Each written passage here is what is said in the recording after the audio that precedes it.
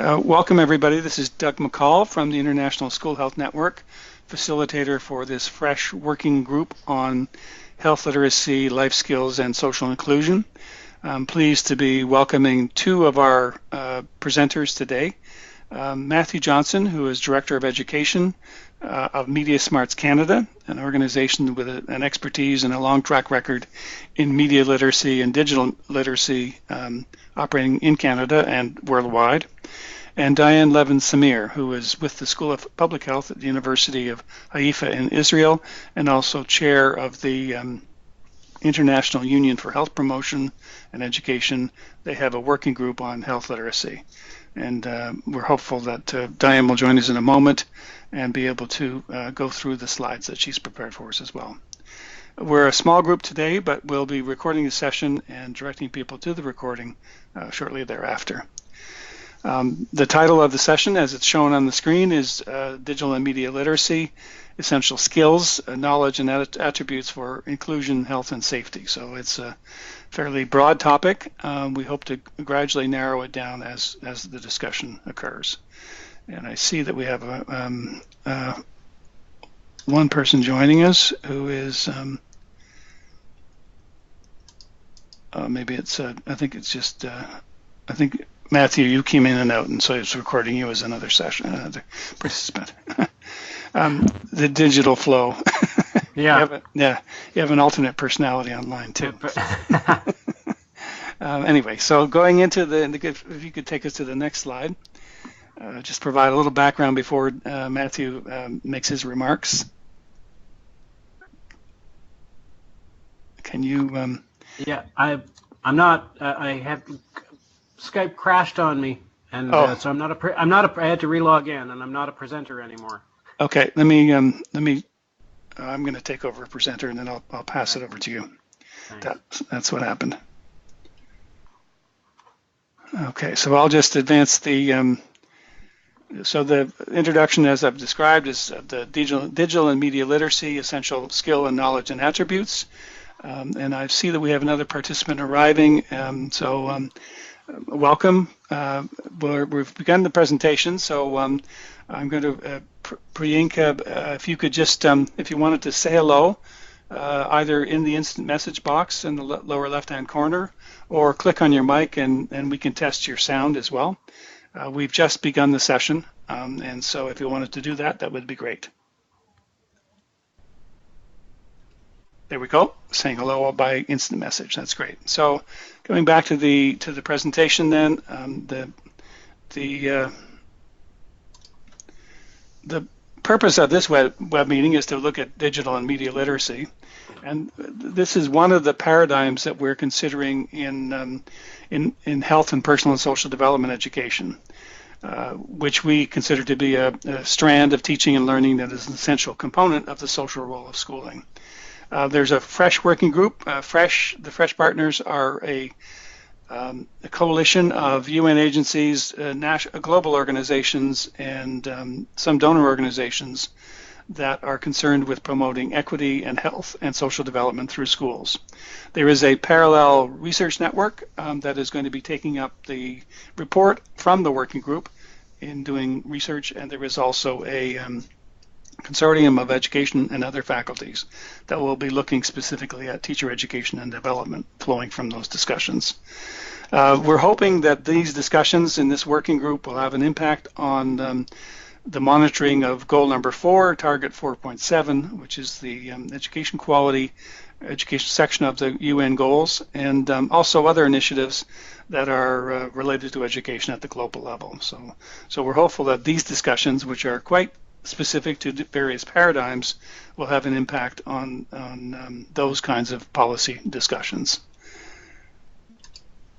The initial list of paradigms that we're discussing, you can see it's quite a long list. We are looking at both knowledge, skills, and attitudes and beliefs in that third set. And you can see that there are a number of paradigms that have been well established in the research and in practice around the world This one is looking at media literacy, digital and media literacy, but there are several others that are overlapping, but also distinct and powerful in their own right. So it's quite a wide scope for our discussions.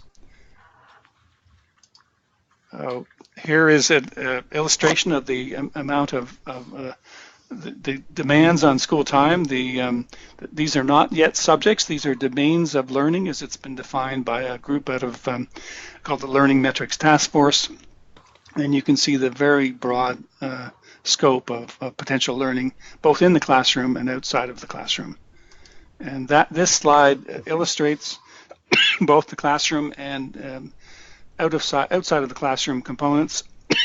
You can see that the students at the center, the core subjects around it, the UN goals in the colored sections, pie slices if you like, and then the wide variety of extracurricular and cross-curricular and school routines that have an impact on learning in the school. So that's kind of the wide scope of our work in this working group, and we're really pleased to be welcoming Matthew, who's going to look at digital and media literacy. Matthew, if you can click and take over control of the slides, that would be great. I'm not getting the option to take over as a presenter. Let's see.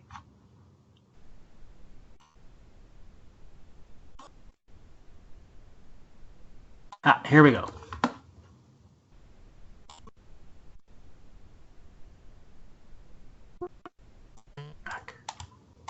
All right, thank you. Thank you very much, Doug. So, and thank you for everyone who's attending and everyone who's watching this after the fact.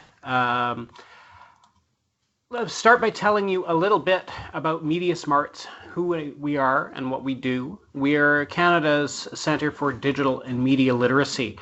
We're a Canadian nonprofit. We were established in the 1990s, coming out of the Spicer Commission, if any of you are old enough to remember that, on violence in media. And one of the conclusions of that commission was the establishment of a clearinghouse, essentially, of media literacy resources. There was a recognition that media literacy was an important thing for young people to learn, to deal with all kinds of issues with media. Violence was the most urgent one, or seen as the most urgent one at the time.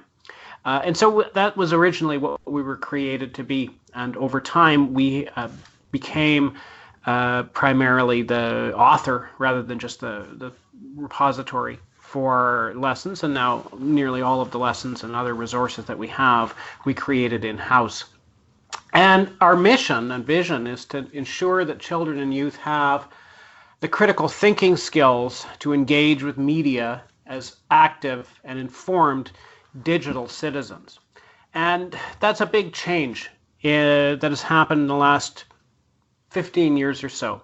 A change from, as we'll see, the definition of media literacy that evolved in the pre-internet days and what has evolved since the introduction of the internet, and in particular since the introduction of what used to be called Internet 2.0 or Web 2.0, and that is to say user-created content and the ability of users to distribute content on platforms. And because the world has changed, because, as we'll see, we are no longer in the same media environment that we were a generation ago, there is a new group of life skills that young people need to develop. And that can be a challenge for teachers because these were things that were not considered life skills or even did not necessarily exist when we were growing up, when we were doing our education, our teacher training. Some of these things have been around forever but need new applications. So obviously knowledge about different kinds of content has been around forever. Values, applying our values to what we do, has been around forever. Even critical thinking has been a part of media literacy since the beginning. But today we also have to apply those to the digital context, as we'll see, we have to think of ourselves as media creators, and we have additional challenges when it comes to communication, because we're communicating now primarily through technological means, and information management. And that is one of the most important things to understand, and one of the biggest things that has changed in the last generation is that we have gone from a world of information scarcity, where you had to go and seek out information, to a world of information overload. So let me talk a little bit about what media literacy is. And these slides are taken from a resource of ours called Media Literacy 101, which is available on our website, mediasmarts.ca. In fact, I think everything I'm going to be talking about today is available on that website, and everything's also available in French. Put simply, media literacy is the ability to access, to analyze, to evaluate, and to produce media. This is a definition that's used worldwide, and it goes back to the foundations of media literacy, as we'll see. There's another way of looking at it, and that is as a process of becoming active rather than passive consumers of media.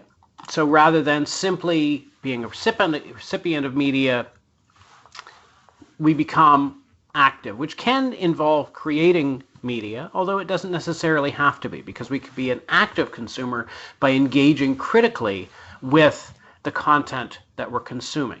And a good model here is when we think about literature studies, where, of course, you can read a book and be an entirely passive reader of it and simply take away the story and sort of the emotional impact of it, or you can be a more active reader and you can interrogate it, you can engage critically with it, and maybe find things you agree with, things you disagree with, think about its meaning, think about what it says to you and what it might say to somebody else.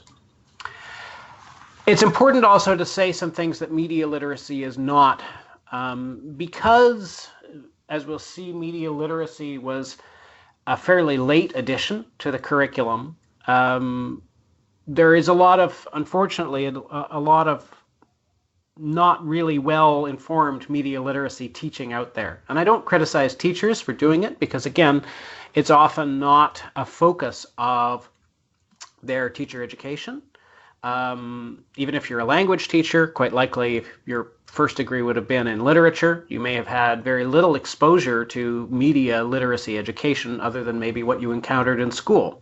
And so there's a lot of misconceptions out there about media literacy. So first of all, media literacy is not just teaching with videos. In fact, teaching with videos by itself has no connection to media literacy unless you're using those videos to get at some aspect of critically engaging with media. It's important that it's also not just bashing media. So we know, in fact, that taking an overly negative approach is going to turn kids off. We have to approach the content with respect for the fact that these are things they enjoy. These are things that they feel ownership of. And sometimes that can involve walking a very fine line where we're asking them to critically engage with something without trying to be negative about it.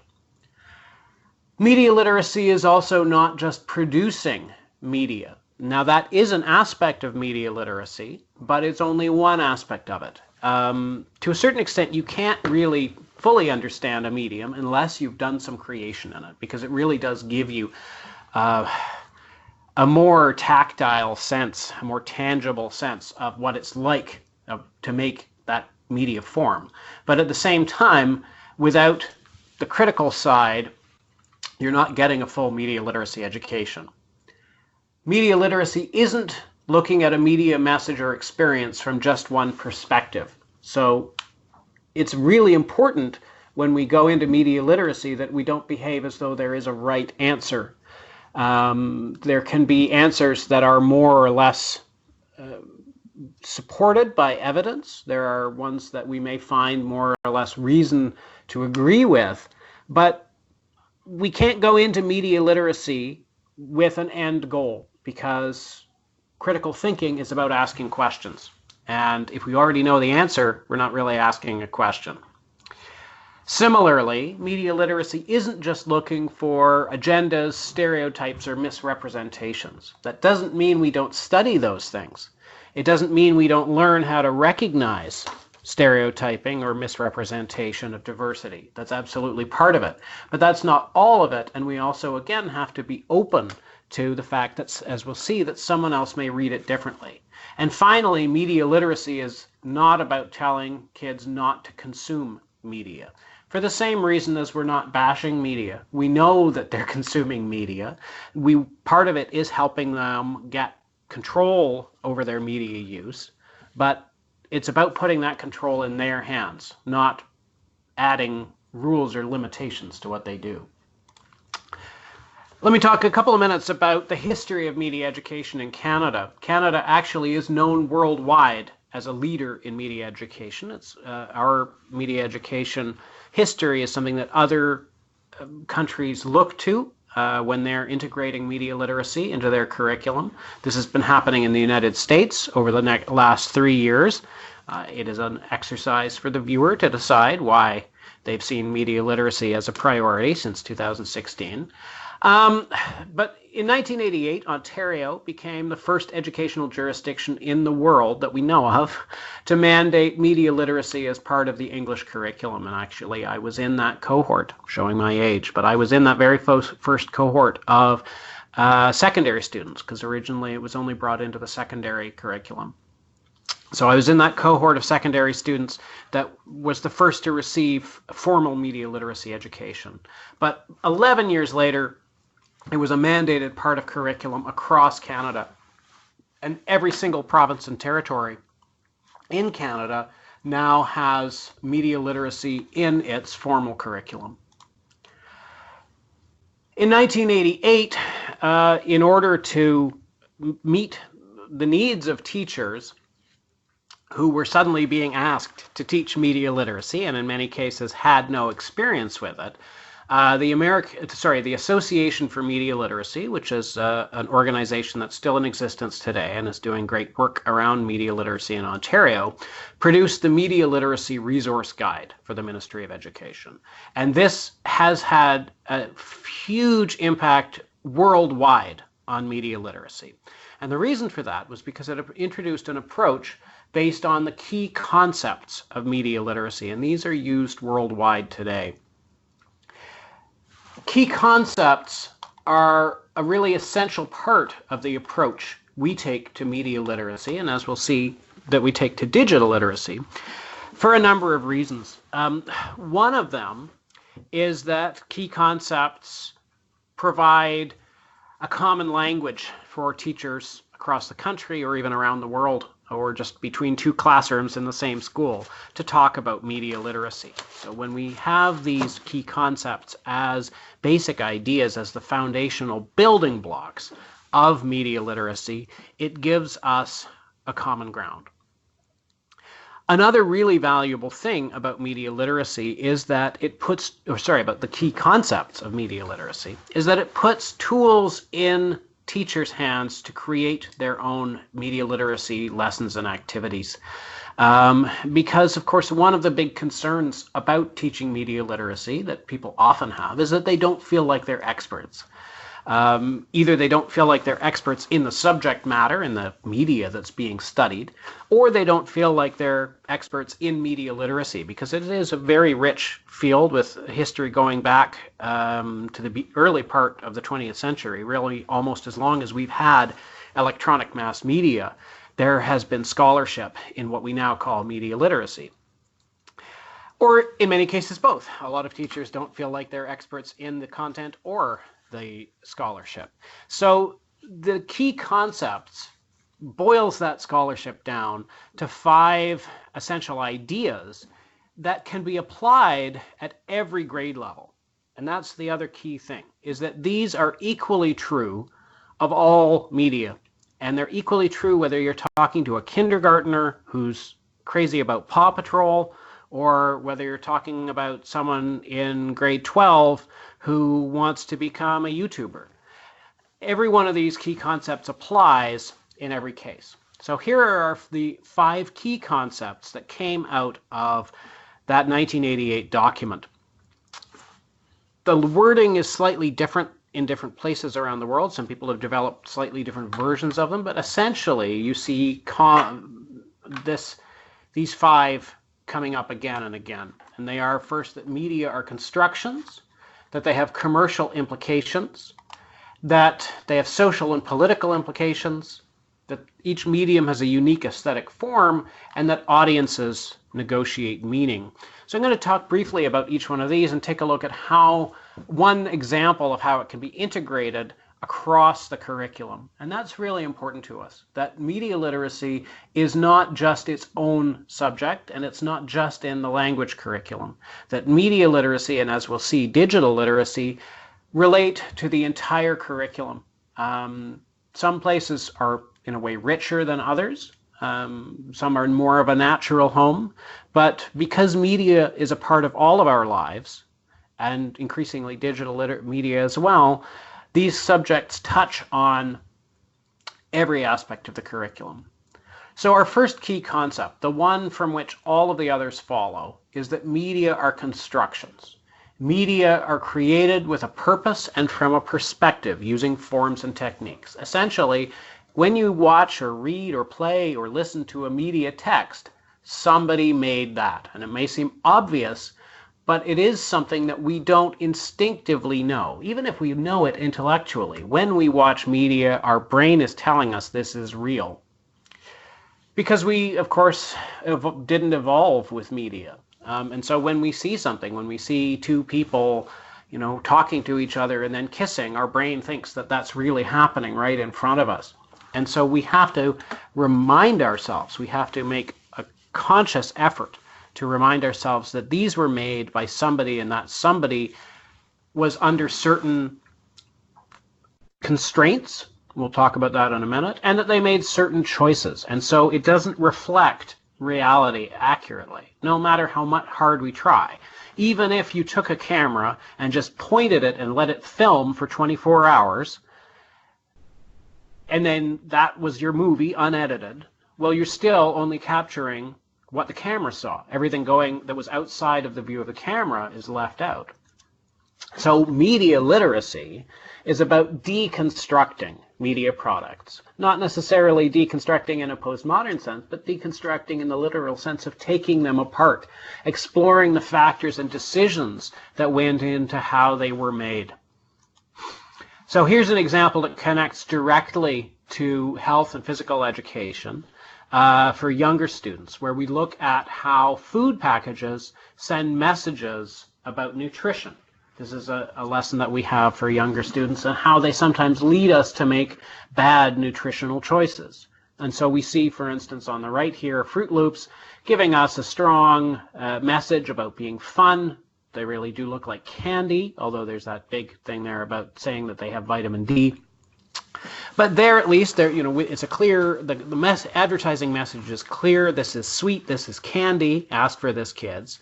But the one on the left has, we might say, a health halo. It uses colors and images and even typography that make it look more healthful, even though, in fact, it's really not any more healthful than the Fruit Loops. Our second key concept is that media have commercial implications. Media industries belong to a powerful network of corporations. So most media is made by large corporations. Many of these corporations are owned by other even larger corporations. And of course, over time, that both in Canada and the United States, media ownership has been getting more and more concentrated. Here in Ottawa, we have 2 daily English newspapers, but they're owned by the same company. And in fact, they have the same newsroom. My wife works there. And really, there's no difference between the 2 newspapers except the format that they're printed in. And, some of them, one of them has more sports and one of them has more sort of arts and stuff. But essentially, it's the same. It's 2 editions of the same paper. It looks different. You wouldn't know that if you didn't know that, or if you hadn't been told that, or if you didn't look at them side by side. Aside from ownership, it's important to understand first that most media is created to make money, and also that it costs money to make. So even when something isn't being made to make money, even when something is on public television or it was made by, a fan who just really wanted to make a video, there's still commercial considerations that went into its construction because nothing is free to make. Here's an example of how we apply this to mathematics, business, and personal finance. This is probably the most important key concept of the original key concepts to apply to the online world, because we know from our research that most young people don't understand how online services like search engines and social networks make money. And of course, that means it's very difficult to make an informed decision about what you're paying with when you don't know how you're paying. And so this is an example of one of our interactive games. It's called Data Defenders, and there's also a lesson that goes with it that really is about teaching students in grades 4 to 6 how these platforms make money off their data, how much your data is worth to them, and some of the ways in which you can control how much data is collected to sort of even out the contract. Our third key concept is that media have social and political implications. Going back to that idea that instinctively we view media as being real, that means that we take lessons from them unconsciously in the same way that we do from real life. So let's say when we're growing up, you observe that your older sibling is rewarded for certain things and punished for other things, and you absorb the idea that the things that are rewarded for are desirable and the things that they're punished for are undesirable. We have the exact same response to media. When we see people being rewarded for certain behaviors, when we see them being punished, when we see all men or all women acting a certain way, we take these messages from media in the same way that we take from real life. But in many cases, we're exposed to much more media than we are to real life, because we only have so many friends and siblings and family members and even so many classmates, but we can consume a huge amount of media. So here's an example that again applies to health and physical education, but also social studies and family studies. This again is a lesson for older elementary students, and it's looking at how media texts communicate ideas about gender. So here's an example of the exact same product. So this is a product called Moon Sand, and it is exactly the same. Now this would be a classic thing like traditional original Lego, one would think would not be particularly gendered, because all it is it's molded sand that holds its shape for a certain amount of time. But of course, since the 1980s, you can't sell anything without gendering it, and so there are two different brands of Moon Sand that are available. The product itself is exactly the same, but learning about how it's sold differently to boys and girls is an important way of helping kids understand how media shapes our views about gender and starting to ask questions about that.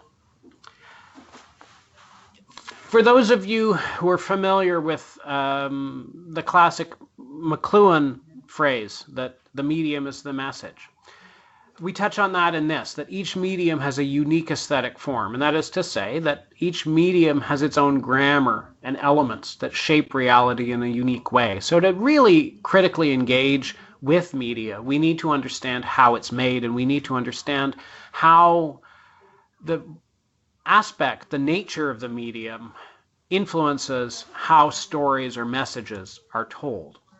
So one way we can apply that in art and English language arts is to look at how the same story is told in different media. So going back, remember I talked about how media is not just teaching with videos. One of the things I like to do when I talk to undergraduate students is I ask them how many have had a language course where the only media literacy aspect was watching the movie of the book that they'd just read. And usually about a third of them put up their hands. Well, that's a tremendous opportunity. If you just take a little bit more time, go a little bit beyond just watching the movie, and then take a look at what is different. What choices did the director and all the other filmmakers make in adapting in this case, the book to the movie. Why do you think they did that? How does it alter the meaning and the narrative? Sometimes the meaning of something can be changed tremendously by choices that were good aesthetic choices in terms of making it a better movie or a better TV show or whatever, but had a significant change on the meaning. And speaking of meaning, that's our fifth key concept of media literacy, the idea that audiences negotiate meaning. One of the criticisms of early media literacy was that it subscribed to what's called the hypodermic effect. And that is the idea that media is like a drug of some kind, like a medicine, not a drug in the bad way, but that it's like a medicine in that it affects everyone the same way. And of course, research hasn't backed that up. It's one of the reasons why it's very difficult to study, for instance, the impact of media violence on people, because no media effect has the same impact on everybody. When we say that audiences negotiate meaning, what we mean is that every audience, every person, and every group brings their own experience to the media that they encounter. So the meaning they take away will be very different depending on who they are. So if I am a member of a group that is underrepresented in media, then seeing a member of my group represented and what that representation is like is going to be very different than if I'm not a member. So media literacy helps us understand how individual factors affect interpretation. Here's an example of a lesson with an interactive quiz that we created that connects this to civics and social studies, that looks at diversity representation in video games. And it gets students to think about how different groups respond to how they're portrayed in media, and what some of the effects can be of stereotyping or invisibility in media.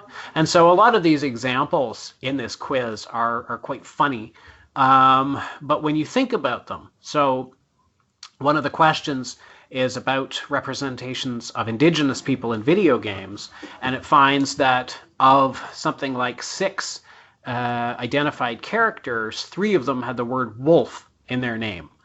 And, you know, on the one hand, that's kind of funny, but it gets them to think seriously about, well, what would it be like to have such a narrowed view of who you are represented in this hugely influential medium? And, you know, video games are one of the media that most adults don't appreciate just how powerful an influence video games are, because kids who play them spend so much more time with them than they do with any other medium. So those are our original key concepts of media literacy.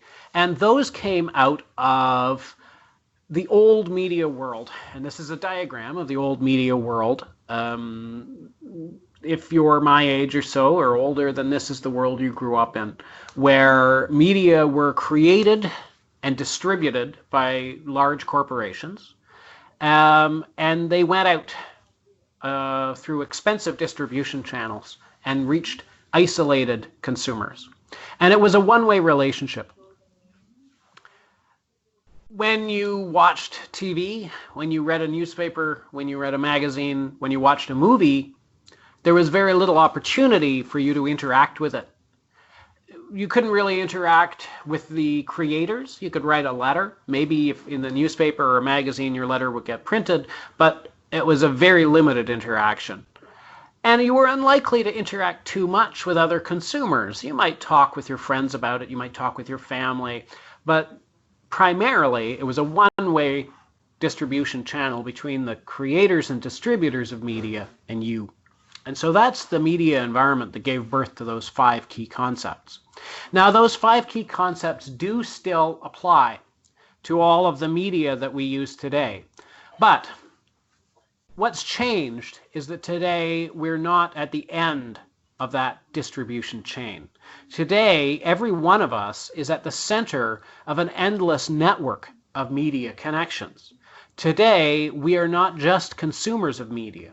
Every one of us is a creator and a distributor as well. And as we've seen, the role of individuals as distributors of information has had a huge impact in things like the spread of misinformation. And so in recognition of this, we've developed a framework of digital literacy that identifies 3 key digital literacy skills that are parallel to those media literacy skills.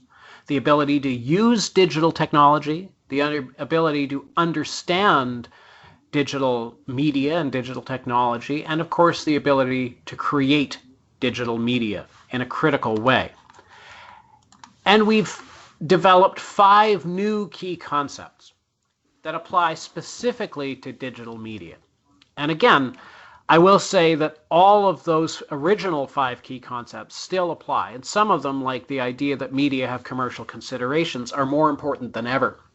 But when we look at networked media, that element of interactivity, the fact that we are in the middle of a network with two-way communication, creates new implications. And the first of these, again, from which all of the others flow, is the idea that digital media are networked.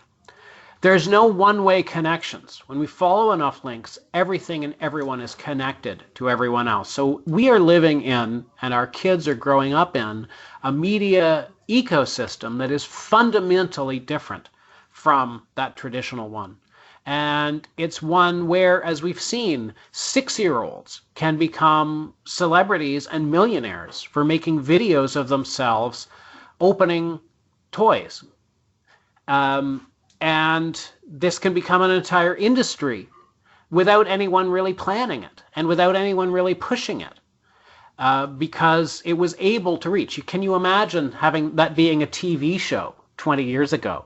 At best, maybe it would be on cable access and 5 people would watch it. But because digital media are networked, things can find their audience in a way that they couldn't. And also things can snowball in a way that they couldn't before. And that's, which people talk about going viral. And that's the term, that's kind of become the term of art. But I tend to think that snowballing is a better metaphor, because to a certain extent, the way recommendation algorithms work and the way just the network nature of the internet works is that once something starts to become big, it attracts other viewers because of its bigness, because of the way that it's growing. So here's an example of how we apply this concept to science, but also to health. And this is from a series of lessons and interactive games and videos called Reality Check. And it's teaching kids how to evaluate online health and science information specifically. So in this one, we're taking a look at a Facebook post sharing a link about a somewhat alarmist article talking about dangerous toxins that you may have in the house if you have a cat. And it lets you go follow the link and investigate this site and do some work to find out whether or not this information is reliable, because we know the internet is where people are getting their information. Not just young people, all of us, but young people are the ones that don't necessarily have the memory of looking anywhere else for information. And so being able to verify information, being able to identify trusted sources, being able to know how we double check, particularly when it comes to health and science, things that can have a huge impact on our health and our lives, is one of the most essential skills. Our second key concept of digital literacy is the idea that digital media are shareable and persistent. Because of those two-way networks, everything that's transmitted by digital networks is stored somewhere. It can be searched for and indexed.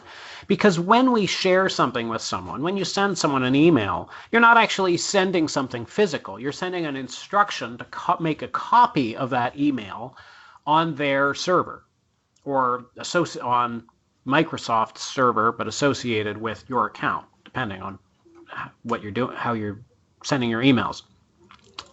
So everything that we share online is out there and conceivably can be out there forever, and it can go viral. It can snowball. Sometimes that's something that we want, and sometimes that's something that we don't want, but we need to understand it. So this is one of the ways that we connect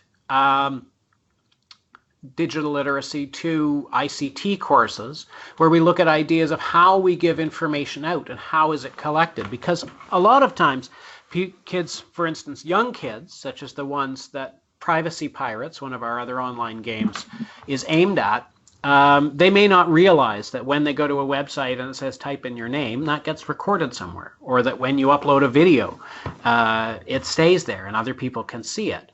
But as well, even with older kids, the idea of passive data collection, the idea that what you're doing is being recorded, that when you buy something on Amazon or when you watch something on YouTube, that's being recorded and it's being used to shape your future interactions and your future experiences. These are things that are not immediately obvious, and we need to start teaching kids from very early on how to take control of their online data. Another idea that flows out of that is the idea that digital media have unexpected audiences. So because everything is connected to everything else, and because everything is shareable, what you see, or what you post rather, may be seen by people you weren't expecting to see it. And they may be audiences that you haven't even imagined yet, that you don't even know exist. They may be audiences that don't yet exist. You know, they may be people who haven't even been born yet, but may see this stuff 20 years from now. So this is one of the ways we connect to the careers curriculum, where we talk about creating and maintaining a positive online resume. So being aware of what your online presence says about you and taking positive steps to make a positive online resume.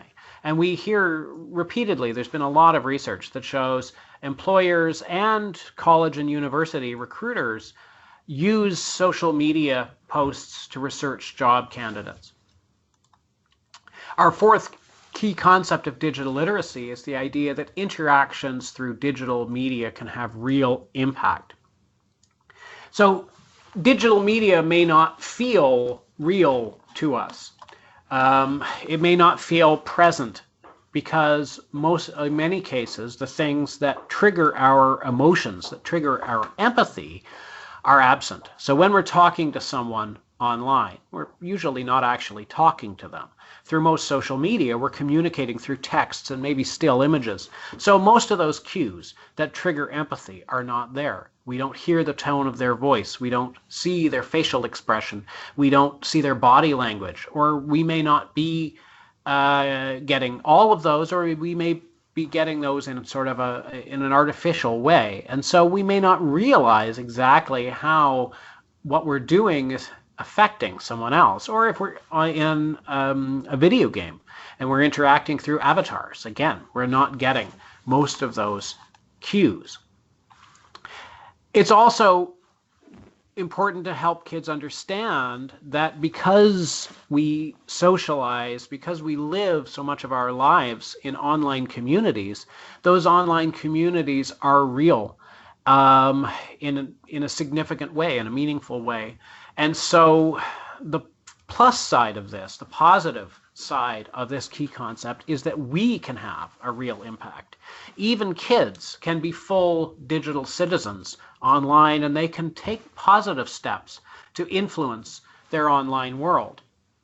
So this connects to the civics and social studies curriculum, where we have lessons for older students on how we affect the social norms of our online communities.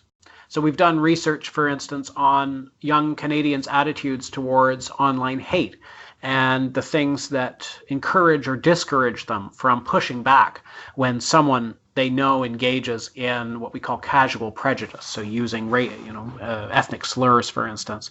We've studied what makes them more or less likely to push back and drawn on that research in our resources to help them take action, to make their online communities better. And we also take a look at how we can use digital tools to change our offline communities, because another implication of the networked nature of digital technology is that it allows us to organize in ways that we couldn't before. In the same way that those videos about a kid opening a toy box found their audience, so too can people who believe in or care about particular issues find like-minded people. Unfortunately, a lot of what we've seen has been negative in that respect, that the internet, of course, has also allowed hate mongers, racists, bigots of all stripes to find one another. But it has the opportunity to be used for much more positive ways as well. And it has. Those just don't necessarily get the same kinds of headlines. And our final digital literacy key concept is kind of a parallel to the idea that the medium is the message. So the medium, the tools that we use, not only shape the content, but they shape how we use them. And of course, everyone knows that great old expression, when the only thing that you have is a hammer, everything looks like a nail. So the tools that we use shape the ways in which we use them. But those tools are more sophisticated than hammers. They reflect the biases and the beliefs of their creators, and that affects how we use them in our experiences when we use them. So, as an example, if you're using a social network that was created by straight white people who have never had much of an experience with online harassment, or if they did, it was, what we used to call in the old days a flame war, sort of a consensual argument, then you may not, as you're designing that social network, think about how it's going to be used for harassment, because that's not part of your experience. And so tools to reduce harassment or prevent harassment, or tools to allow people to respond to harassment, they're not going to be baked into your design. You're not going to think about them at the time if there's nobody with that experience on the design team. And when we look at the nature of modern social networks, when we look at the nature of search engines, so much of that is we can tie the things we're concerned about to the experiences of the people who made them. It's an example is that we are, in Canada, we have, and in the rest of the world largely, we are living with the consequences of the fact that all of the networks that we use and the search engines that we used were created by people with an American view of free speech. And that is a very particular, it's an outlier. When you look at how people around the world view free speech, the American view is an outlier. In Canada, of course, we tend to see rights more as a negotiation, where, when two rights are in conflict, you find an accommodation between them. Whereas the American view is, that those amendments, the order is an order of priority. And so that First Amendment trumps absolutely everything else. No pun intended. So here's an example, going away from that, here's an example of how we look at how tools influence how we use them. So this is looking at online games, and again, this is a big part of kids' experience, and it's looking at the concept of avatars. This is an interactive tool from that connects to a lesson for grades 4 to 6 about avatars and body image, where first students are encouraged to, or students create avatars with, as you can see, very limited control, where the gendering is set for them. They have a very limited range of choices. And in the second phase of this, they're given a much wider range, and the choices are much less gendered. And they are invited to consider how that's going to affect how they will play in these games or virtual worlds. So one of the ways that we get digital and media literacy teaching into the classroom is by identifying where it connects with existing curriculum. So on our website, we actually have curriculum charts for every province and territory in Canada. And so teachers across the country can find their province or territory. They can find the course that they're teaching. They can find the grade level that they're teaching, and they can find the actual curriculum documents, language drawn from those documents, and then find links to our resources that meet those. Because we know, again, even though it's been more than 30 years since media literacy was brought into the classroom and into the curriculum, we know it's still regarded often as a frill, as something you get to when you have time. And digital literacy is even younger. Curriculum is a slow-moving ship. A lot of the curricula across the country are just beginning to integrate digital media, and in many cases it is still siloed. It's put just in technology courses. So we really try to make it as frictionless as possible to show teachers, not only can you do this, you can do this even if media literacy isn't officially in your curriculum, because a lot of these things touch on, in the health curriculum, for instance, anything about relationships, well, we have to talk about that in digital terms. Anything about body image, anything about advertising, anything about health information, all of these things we have to talk about in digital terms now, because that is the life kids are leading. But the flip side of this is that we've also developed our own digital literacy curriculum framework. And it goes from kindergarten to grade 12. And as you can see, it has 7 aspects of digital literacy. Finding and verifying gets the most attention in the last couple of years. Ethics and empathy, everything from dealing with cyberbullying to making good choices about intellectual property. Privacy and security, so controlling your personal privacy, that is what people think about you, your data privacy, and also protecting your devices. Digital health, which relates both to getting health information online, but also managing the health impacts of your online life. So for instance, taking control of your screen time. Making and remixing, the ability to make content, to remix it in a critical way. Consumer awareness, understanding the power that we have as consumers, and also understanding the fact that all of these platforms, almost every single platform in the top 50 that we asked kids about in our last round of research was a money-making platform. The exception was Wikipedia. And understanding that, for instance, that gives us power, that the fact that all of these social networks, all of these video sites, except Netflix, all of these search engines, they make their money from advertising, gives us a lever when we want to make changes. And indeed, that's what's forced changes. When these companies change how they do business, it's almost always in response to pressure from advertisers, and advertisers ask for that when they get pressure from consumers. So consumer awareness actually is one of the most essential parts of digital literacy, and it connects to our last one, community engagement, and that is understanding the power that we have and the responsibility that we have to our online communities, and also, again, understanding how we can use these digital tools to take positive action in our offline communities.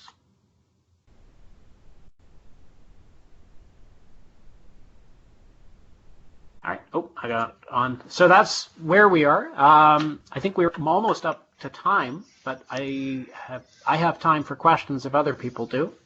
Yes, please. Thank you, Matthew, for a wonderful overview and in-depth look at digital and media literacy. I've been certainly learning as you've been going through your presentation. Brooke and Priyanka and our Esterhout, if you wanted to just click on your mic and say hello and ask a question or make a comment of Matthew, and then we'll look at taking a brief glance at the implications for health and personal and social development, although Matthew has covered several examples in his presentation that are very, very helpful. If you wanted to use the message box or, okay, I think I need to upload the presentation again. Oh, sorry. Yeah, sorry. I didn't want to go to one slide. But anyway, please, our participants online, please add a comment or in the box or in the just click on your mic and say hello and make it verbally.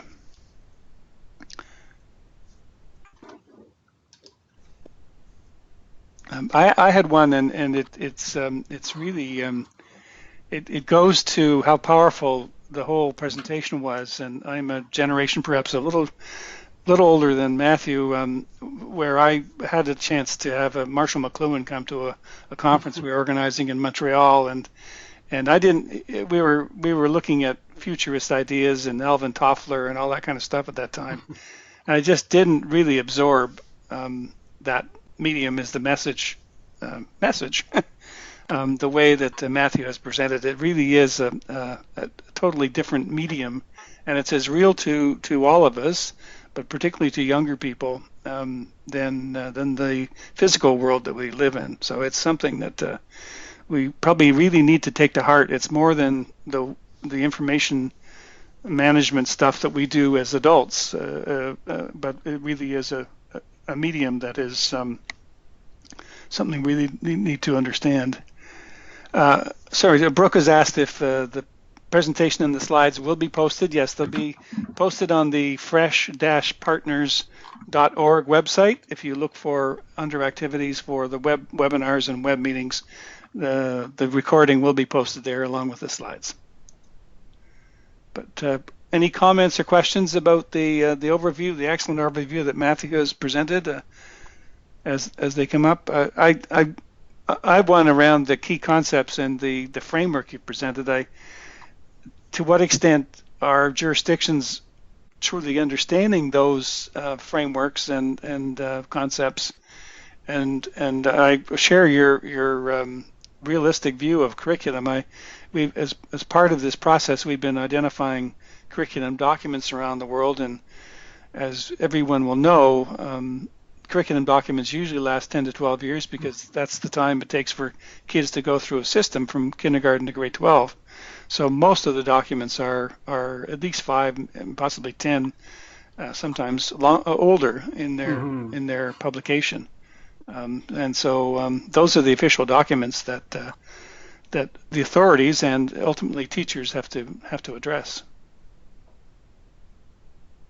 I didn't hear, I think you cut out during the last part of that question. Oh, sorry. I was really commenting on the time frame that we're operating in terms of official curriculum. But what's your sense of how jurisdictions, not only in Canada but elsewhere, are really absorbing and using the framework you presented or the concepts that you've presented? I don't know how many of them are necessarily drawing on the framework. I mean, we wanted to create something there where that would be available for school boards or school administrators to bring this digital literacy into the classroom without having to wait for the curriculum to catch up. Obviously, it's available. If jurisdictions wanted to use that as a basis, we'd be quite happy, and we know that some of them have drawn on it. And we were working on, of course, from existing work as well that's been done around the world. I think digital literacy is still very much a conversation, still in flux. I know that the key concepts that we've developed are being taken up in many places. It's something that these are just the things that we actually developed a couple of years ago. Not the key concepts of media literacy. Those, as I say, those go back to the 1980s. But the idea of extending that to key concepts of digital literacy was actually something that we realized we had to do when we were creating a professional development workshop for teachers. It's called Digital Literacy 101. It's also on our website. And so this was a PD workshop for teachers about teaching digital literacy. And what we realized was that framework, those 7 topics, the last thing I showed, weren't necessarily that useful for teachers in developing their own activities. So it gave them a guide. So it knew, these are the things that we ought to cover. It's a useful thing, I think, for administrators, for school boards. But what we realized teachers needed was an equivalent of those key concepts, so that a teacher at any grade level in any subject can say, this is what my kids need to understand, and this is what I need to understand. That I need to get across these 5 ideas in a way that makes sense at their grade level, and it makes sense in our particular context. So based on the media that they're using and where you are in the world and how much connectivity you have, it gives teachers much more power to develop their own media or digital literacy activities, and it gives them more power to adapt the ones that we put out, because we're always quite happy for when people take the lessons we've produced and adapt them to their own context. But it's hard to do that when you don't have the theoretical underpinning. So the answer to your question is we don't really know. But we have been making, we've been really working to spread the word about the key concepts of digital literacy, and to try to promote the key concept approach to media literacy, because we think it really is the most versatile and empowering way to approach the subject.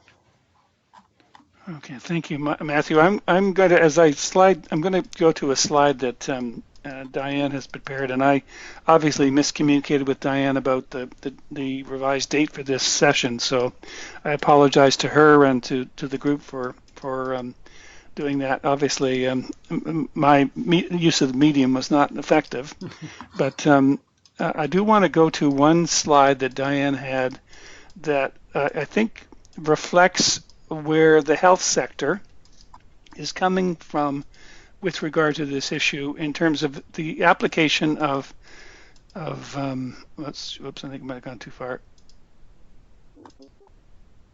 No.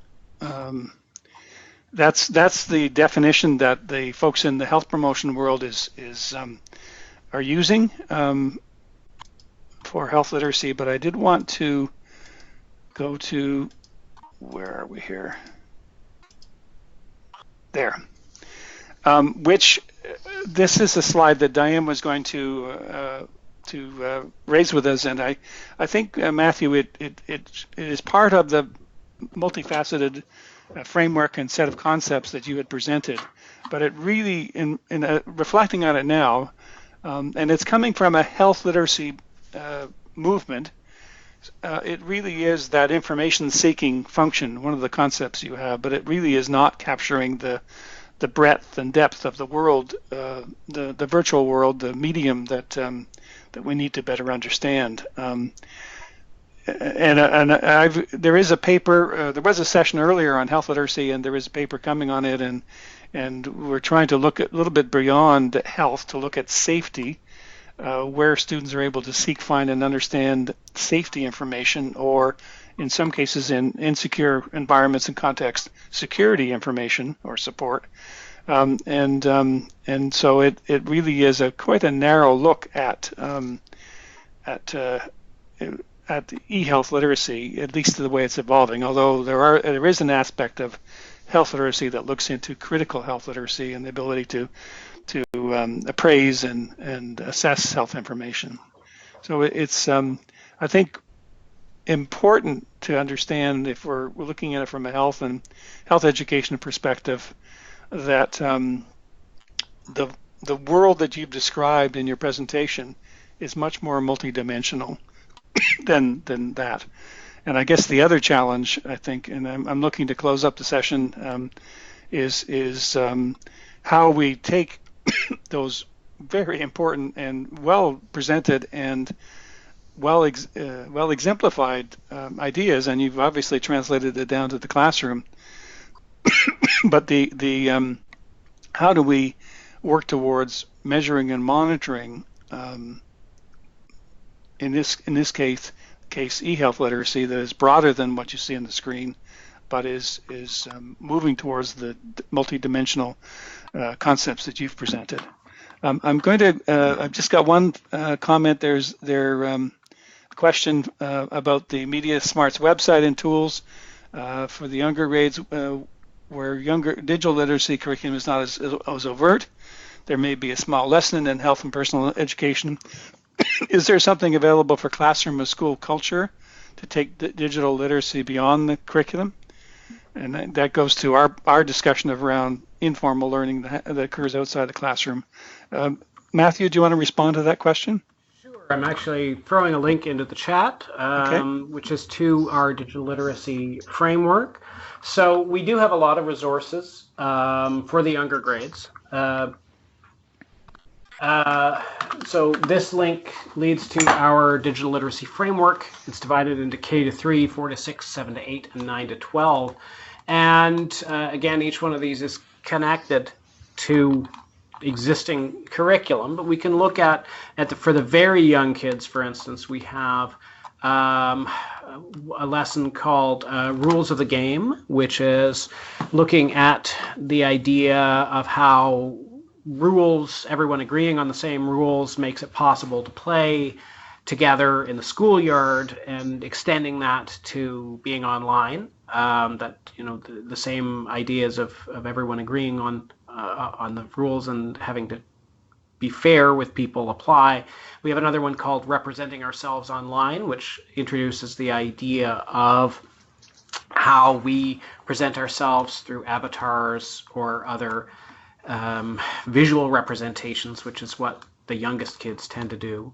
When we get into the 4 to 6, we have a lot of lessons connecting to empathy, connecting to cyberbullying, really connecting to ethics. We have a whole lesson series about ethical behavior online. So the other alternative, if you are in a classroom, is to go to the curriculum outcomes and finding that. I know I've looked at I think we saw that was from Ontario. I haven't looked at Ontario Health at the early grades, but I know that we do start. Yeah, we do have health and physical education starting in kindergarten, and significant connections there. So I would just take a look at those two links. I'll add another one for the curriculum connections.